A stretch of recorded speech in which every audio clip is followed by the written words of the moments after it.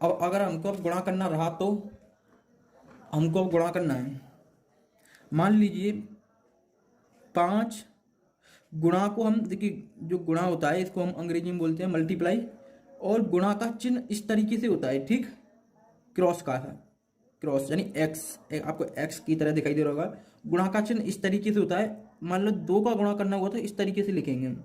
5 का गुणा 2 बार करना है, तो इसका मतलब होता है 5 का जो पारा है हमें वो 2 बार पढ़ना है।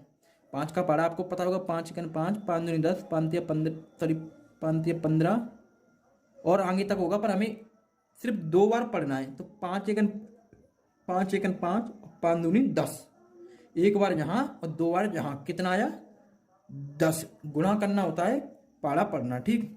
अब ये तो छोटी संख्याएं थी। अब मान लीजिए 6 का पाड़ा हमें 7 बार पढ़ना है, इस तरीके से ही गुणा करना कहते हैं। 6 का पाड़ा हमें 7 बार पढ़ना है, तो कितना होगा आप पढ़िए, 6 एकन 6, सॉरी 7 का पाड़ा हमें 6 बार पढ़ना है। 7 का पारा हमें 6 बार पढ़ना है, तो पढ़िए 7 सेकंड 7, 7 दूनी 14, 7 तिया 21, 7 चौका 28, 7 पंजे 35, 7 छक 42, कितना आया 42, 42, यहाँ पर आएगा 42 यानी 42। अब ये तो छोटी छोटी संख्या हमने पढ़ लिया। अगर मान लीजिए इस तरीके से आता है, इस तरीके से, अब 28 का पारा 2 बार पढ़ते फिरेंगे हम नहीं, हमको क्या करना है, ये जो 8 का पहले हम इन सभी संख्याओं में कर लेंगे, फिर 2 का इन सभी संख्याओं में कर लेंगे, फिर उसको जोड़ लेंगे। यही होता है गुणा करना। जैसे कि पहले 8 का करिए इन सभी संख्याओं में, जैसे कि 8 का पारा पढ़ेंगे 2 बार, 8 दूनी 16, फिर कितना देखिए 16 आएगा। 16 का मैंने कितना उतारा 6, हमेशा आप इकाई अंक ही उतारना कभी भी, 6 यहाँ से लेके बचेगा। फिर 8 का पारा पढ़ेंगे 8 बार के, तो कितना आएगा आप पढ़िएगा, 8 8 64 आएगा। और 64 में 1 जोड़ेंगे तो कितना हो जाएगा 65, हासिल कितना बचेगा 6। फिर 8 का पारा 5 बार पढ़ेंगे, 8 5 40, 40 और ये वाला 6 जो बचा है कितना हो जाएगा 46। ये जो आया है ये क्या आया है, ये 8 सिर्फ 8 से गुणा करने पर आया है। तो इसके बाद हम क्रॉस का मल्टीप्लाई लगाएंगे इस पहले वाले अंक के नीचे। फिर इसके बाद हम 2 का गुणा अब इसमें करेंगे, 2 दूनी 4। अब फिर से हम, अब पहले से 8, पहले हमने 8 वालों से किया था, अब 2 से करते जाएंगे सभी में। 2 का 2 में कर दिया 4, फिर 2 का 8 बार पढ़ेंगे, 2 8 16, 16 की 6, हासिल कितना बचेगा 1। और याद रखना आप अंक के नीचे अंक ही उतारें, जिससे हमें जोड़ने में आसानी हो। हासिल 1 बचा 16 का। फिर 2 का पारा 5 बार पढ़ेंगे, 2 पंजे 10, 10 और 1 11। ये हमने कर लिए दोनों के गुणा। अब क्या करेंगे हम, अब इनको हम जोड़ेंगे। देखिए 6, ये x का क्रॉस का जो होता है वो 0 मान लीजिए करिए इस जगह पे, तो क्या है कुछ नहीं है इसकी जगह पे, 6 का 6 उतरेगा, 5 और 4 कितना हो जाएगा 9 हो जाएगा, 6 और 6 कितना होगा 12, 12 की 2 उतारेंगे हासिल, फिर 1 बचेगा, 4 और 1 कितना होगा 5, सॉरी 4 और 1 5 और 1 हासिल बचा था जो 6, इसके बाद 1 1 रहेगा। इस तरीके से हम करेंगे गुणा की। देखिए मैं आपको और कर कर बताता हूँ। मान लीजिए हमको इस तरीके से गुणा करना रहा, 8 3 6 गुणा 39। अब इतना बड़ा गुणा करने के लिए रहा तो कैसे करेंगे, पहले हम 9 का गुणा इन सभी संख्याओं में करते हुए जाएंगे। तो करिए 9 6 54 की 4, हासिल कितना बचेगा 5। भाई 9 का पारा मैंने 6 बार पढ़ा, 54 आएगा, 54 का मैंने 4 उतारा इकाई अंक, हासिल 5 बचेगा। 9 तिया 27 और 5 कितना हो जाएगा आपका 27 और 5 हो जाएगा आपका 32, 32 का हम 2 उतारेंगे, हासिल 3।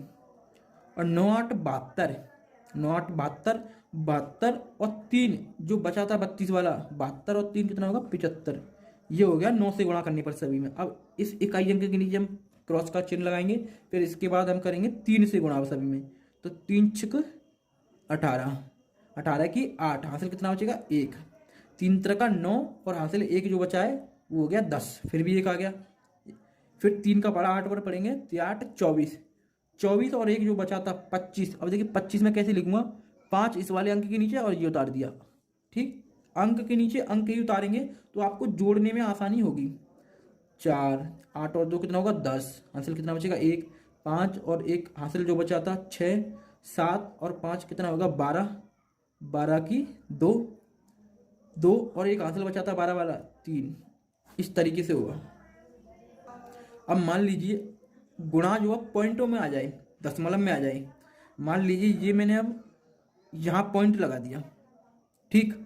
तो अब इसका आंसर क्या आएगा, मैं आपको बताऊं, जब भी पॉइंट आए तो आप संख्या गिन लिया करिए पॉइंट के बाद वाली। जैसे पॉइंट से इधर कितनी संख्याएं हैं, 1 और 2, 1 और 2।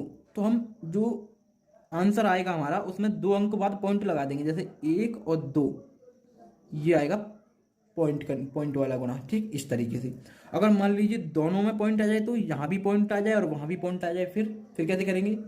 देखिए 1 और 2 तो इधर हो गया, 1 अंक इधर भी तो है, तो 3। अब हम 3 अंक बाद किसका देंगे इसको, यानी पॉइंट के बाद 1 और 2, और इस पॉइंट, देखिए 1 और 2 तो अंक है, पॉइंट के बाद 1 अंक ये भी तो है, तो 3 अंक है टोटल।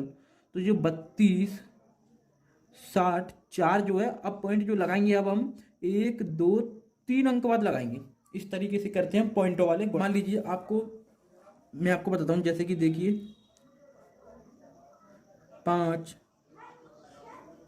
7.8 है, इस तरीके से हमको गुणा करना रहा 2.5 का। अब कैसे गुणा करेंगे, तो देखिए गुणा कैसे करेंगे, आप इन पॉइंटों को एक बार भूल जाइए। हम मतलब वैसे सपोज मानिए कि हमें ये पॉइंट दिखाई नहीं दे रहे हैं, अब फिर आप गुणा करिए। तो कैसे करते थे, पहले हम 5 का 8 बार पढ़ेंगे, 8×5 = 40 का 0 आएगा, हासिल 4 बचेगा। फिर 5 का 7 बार पढ़ेंगे, 35 आएगा, जो हासिल बचा था 4, 35 और 4 39 हो जाएगा, हासिल 3 बचेगा। फिर 5 का बड़ा 5 बार पढ़ेंगे, 25 आएगा, और हासिल जो 2 बचा था 27 हो जाएगा, इस तरीके से, ठीक। आप मान लीजिए अभी आपको पॉइंट दिख नहीं रहे हैं, ठीक है। देखिए पॉइंट वाले सवाल भी वैसे ही होते हैं जो बिना पॉइंट वाले होते हैं। अब फिर हम 2 का पारा 8 बार पढ़ेंगे, 16 आएगा, 16 की 6 उतारेंगे, हासिल 1 बचेगा। फिर 2 का पारा 7 बार पढ़ेंगे तो कितना आएगा, 14 आएगा, और 14 का और ये एक हासिल बचा था 15 हो जाएगा। इसके बाद कितना बचा, हासिल 1 बचेगा। फिर 2 का पारा 5 बार पढ़ेंगे तो कितना आएगा, 10, और 10 में एक और जोड़ेंगे हम, कितना हो जाएगा, 11। कौन सा वाला जोड़ा है हमने, जो 15 का 1 बचा था, ठीक। तो 11 हो गया। अब इसको हम जोड़ेंगे, टोटल कितना हो जाएगा, 0, 9 और 6 कितना होगा, 15, 15 की 5, हासिल 1 बचेगा। 7 और 5 आपका 12 होता है, 12 और 1 इस वाला बचा था तो 13 हो गया। फिर भी हासिल 1 बचा, 2 और 1 3 हो गया, 3 और 1 हासिल वाला 4 हो गया, 1 और 1, इस तरीके से कर लिया। अब क्या करना है हमें, पॉइंट देखने कितने अंक बाद हैं। देखिए पॉइंट इधर, पॉइंट के बाद कितने अंक इधर, 1 और 1 इधर है, 2 अंक हो गए ना टोटल, तो 1 और 2, इस तरीके से हम 2 अंक बाद पॉइंट लगा देते हैं। मैं आपको भाग करना भी सिखा देता हूँ। अब देखिए भाग करना क्या है, अब हमको भाग करना है किसी भी, मान लीजिए भाग करना है, भाग को कहते हैं हम अंग्रेजी में डिवाइड, ठीक।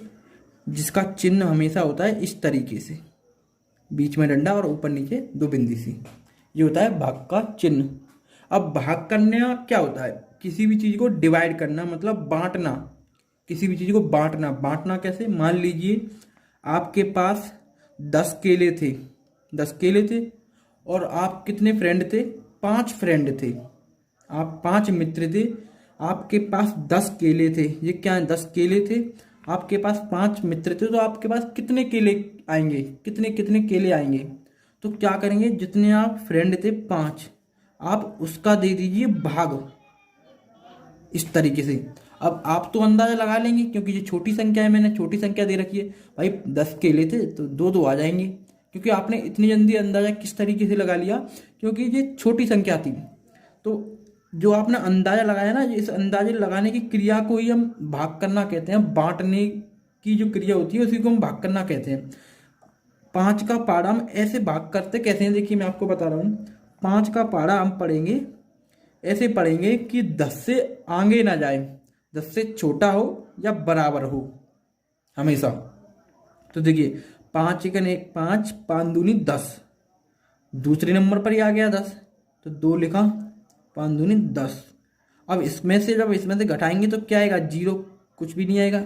तो कितने केले आएंगे, 2 2 केले आएंगे 5 लोगों को, प्रत्येक को, यानी प्रत्येक को 2 2 केले मिलेंगे। अब टोटल 5 लोगों को बट जाएंगे 10 केले।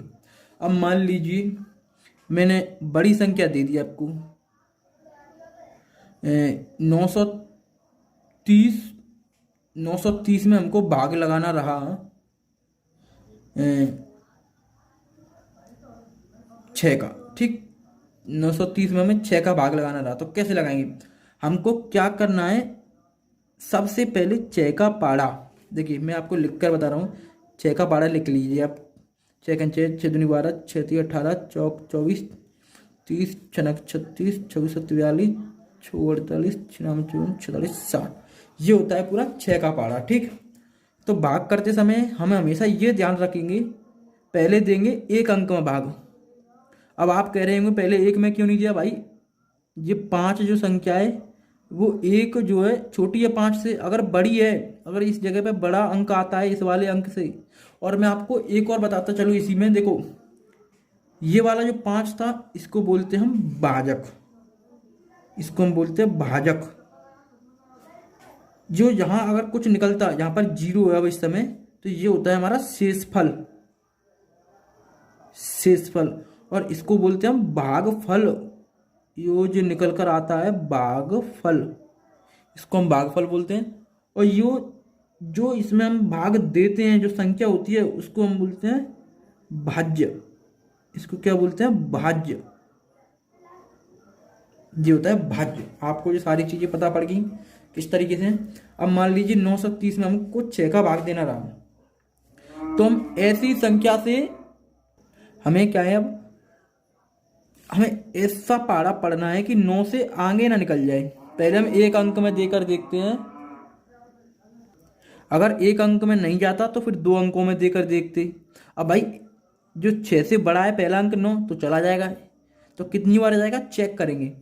6 का पारा मैंने एक बार पढ़ा, 6 6, ठीक, 6 दूनी 12। अब देखिए 12 जो है वो 9 से बड़ा हो गया, तो हम 12 को नहीं लेंगे, हम एक ही बार पढ़ेंगे। कितनी बार पाड़ा पढ़ा हमने, 6 का पाड़ा एक बार, 6 6, तो जो पाड़ा पड़ा कितना आया 6 6, एक बार पढ़ा। फिर इसमें से हम घटाएंगे, घटाने का चिन्ह लगाया तो कितना बचेगा 3। अब इस वाले अंक को उतारेंगे, भाई इसका तो भाग हो गया, अब इधर वाले अंक को उतारेंगे 33 हो गया। ठीक, अब ऐसा पाला पढ़ना है हमें 6 का जो कि 33 से ज़्यादा ना हो, कम हो बोलूँ। तो देखिए 6 6, 6 दूनी 12, 6 3 18, चौक 24 54 30 आ गया। ठीक, छनक 36। अगर हम 6 का पारा 6 बार पढ़ते हैं तो 36 आता है, पर ये तो ज़्यादा है 36। हमको ऐसा पढ़ना है जो कि 33 से कम हो, ज़्यादा ना हो, या इसके बराबर हो। अगर हम 33 आती किसी पाड़े में तो हम काट, जैसे 5 के पाड़े में 10 आया तो 10 से कट गया, 0 आ गया। पर इससे हम 12 नहीं लेंगे, 15 नहीं लेंगे कभी भी। ऐसे ही हमने 6 का पारा 6 बार पढ़ते तो 36 आती, तो अब कितनी बार पढ़ेंगे 5 बार, 54 30।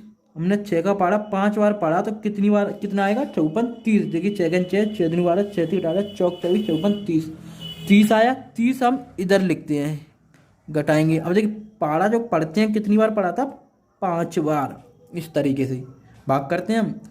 इसको फिर घटाएंगे, कितना बचेगा 3। ठीक, अब 3 बचा। अब क्या बचा था, ये वाला अंक इसमें हमने भाग दे दिया, इसमें भी हमने भाग दे दिया। अब ये वाला अंक बचा, अब इस वाले अंक को उतार लेंगे, जहाँ पर 30 हो गया। अब देखिए 6 का पारा में इस तरीके से पढ़ना है कि 30 से आगे ना निकल जाए कोई संख्या। तो देखिए 6 के पारे में 30 आ रही है, इससे ऊपर जाएंगे तो 36 हो रहा है, इससे नीचे जाएंगे तो ज़्यादा कम है, तो 30 आ ही गई। तो 6 का पारा 5 बार पढ़ने पर 30 आ गया, 56 30। तो इस तरीके से हम भाग करना कहते हैं। अब 30 में से 30 घटाएंगे तो क्या आएगा 0। ये होता है हमारा शेषफल। ये क्या है शेषफल, जो कि मैंने आपको अभी बताया पहले, ये वाला। अब देखिए अगर इसी संख्या में ये भाग अगर पॉइंटों में होता तो किस तरीके से करते। मान लीजिए यहाँ पर पॉइंट लगा दूं मैं, तो अब इस भाग का आंसर क्या आएगा भाई। पहले हमने इस वाले अंक में भाग दिया, ठीक, एक बार गया, फिर घटा दिया इसमें से, फिर अंक, तब पॉइंट, तभी तो हमने ये वाला उतारा। तो एक अंक के बाद इसमें पॉइंट लगाएंगे, ठीक, क्योंकि हमने पहले इसका भाग दे लिया था, इसके बाद हमने पॉइंट लगाया। ठीक, अब जैसे कि मैं आपको और बताऊं कर मान लीजिए 500 और 3 और ये 2। अब मैंने पॉइंट लगा दिया आपके लिए, यहाँ पर लगा दिया मान लीजिए, और हमको भाग देना है 2 का देना है। ठीक, मैं आपको इस तरीके से आपको याद रखना। देखिए 2 का हमें भाग देना है, तो कैसे देंगे, पहले हमें 2 का पारा इस तरीके से पढ़ना है कि 5 से आगे ना निकल जाए कोई संख्या। और देखिए 2 का पारा पढ़ेंगे हम तो 2 एकन 2, 2 दूनी 4, 2 तिया 6। देखिए मैं आपको 2 का पारा लिख कर बता रहा हूँ। 2 एकन 2, 3 4, 2 3 6, चौको 8, 2 5 10, 2 6 12, 2 7 14, 2 8 16, 2 9 18, 2 दाढ़े 20। इस तरीके से 2 का पारा। अब देखिए 2 का पारा में इस तरीके से पढ़ना है कि 5 से आगे ना निकल जाए। तो 2 एकन 2 एक बार पढ़ा, 2 दूनी 4 2 बार पढ़ा, 2 तिया 6 3 बार पढ़ा। अब 6 आगे निकल गया 5 से, तो हमको इधर ही लेना है दूसरा। हम कम लेंगे, कम वाला ले लेंगे पर ज़्यादा नहीं लेंगे। तो कितनी बार इधर लिख दे रहा हूँ मैं इसका भागफल जो है। 2 का पारा हमने 2 बार पढ़ा पहले, 2 दूनी 4, कितना आएगा? 2 का पारा 2 बार पढ़ेंगे तभी तो 4 आएगा, 4। फिर इसमें से हम घटाएंगे, 5 में से 4 को घटाएंगे तो कितना बचेगा? 1। घटाइए, कितना बचा? 1। अब देखिए अंक उतारेंगे 3 का। अंक तो उतारा, जब हम भागफल में अब पॉइंट शुरू हो रहा है ना इधर से, तो पॉइंट शुरू कर देंगे। इस तरीके से हम पॉइंट लगाते हैं। तो कितना जाएगा? अब हमें ऐसे पारा पढ़ना है कि 13 से आगे ना निकल जाए। तो 2 6 12, 2 7 14, ये ज़्यादा निकल गया आगे। तो 6 बार पढ़ा हमने, 2 6 12, घटाएंगे तो कितना बचेगा? 1। अब 2 का उतारेंगे फिर से, भाई अंक भाग देते चले जाते हैं। फिर इधर वाला अंक उतारेंगे 2 का, फिर 2 का पारा हम 6 बार पढ़ेंगे, 2 6 12। इस तरीके से हम घटाएंगे तो 0 आएगा। हम तब तक भाग देते हुए चले जाते हैं जब तक 0 ना आए, या फिर 0 नहीं आता तो इस वाले अंक से कोई छोटी संख्या आनी चाहिए जो कि शेषफल होगा। मान लीजिए इधर 1 आ जाए, ये शेषफल होता इस तरीके से। अगर इधर 5 होता, अगर इधर 3, इधर 2 आता तो ये शेषफल होता इस तरीके से। मतलब इधर जो संख्या है हमारा भाजक हमेशा भाजक से छोटा होना चाहिए तो ही शेषफल आएगा।